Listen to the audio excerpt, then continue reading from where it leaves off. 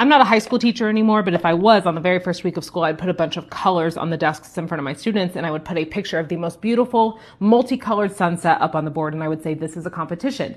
Whoever in this class can draw me the most accurate sunset that looks just like this with all of the colors will win and edge up over everybody else in the class, because we're doing essays next week, and whoever wins will get feedback from me, will get to edit it based on my feedback and get to turn it in again for a higher grade. But here's the catch. I'm going to hand each kid a card with a rule on it, and they have to follow the rule. They're not allowed to show anybody else their card or talk about it. And some kids, their card will say, you're only allowed to use the colors blue and black, or you're not allowed to use red or orange. And some kids will get a card that says you are allowed to use all of the colors. I would then hang all the pictures on the board anonymously and choose a winner and congratulate that winner on their dedication and hard work. Maybe throw in a couple comments pointing at the lack of color ones, being like, I guess these guys didn't understand the assignment. And then I would abruptly shift to saying, you know what? Why don't they let tall 12-year-olds drive cars? I just really don't understand. If they can reach the pedals, they should be able to drive. And they would immediately be aghast and tell me that a 12-year-old should not be driving a car because they're not smart enough for it. And that would lead into the conversation about how our brains can only grow to do adult things two ways, with time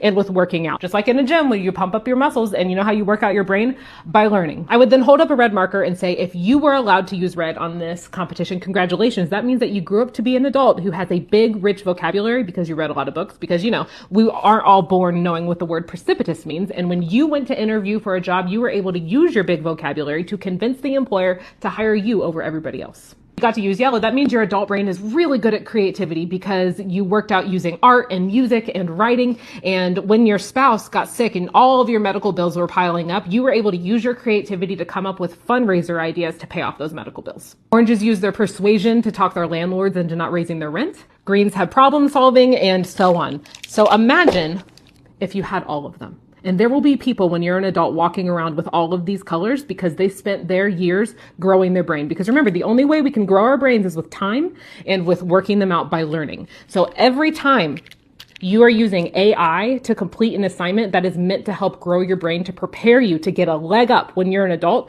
I want you to ask, what are you giving away when you're older? Yes, you might get an A and you might get away with it on this assignment by using AI to think for you, but you just gave away your rich vocabulary. Or maybe you're giving away your ability to be creative. Logical thinking. And the more you opt out of actually learning and instead letting a computer think for you, this is what you're going to go into the world with. And I promise you that there will be other people with this, the whole rainbow. And I would gesture at the pictures and say, and in life, it is going to be much harder, if not impossible, for you to win without all of the colors. So even if your friends are doing it, even if it's easier, you must protect your sunset at all costs.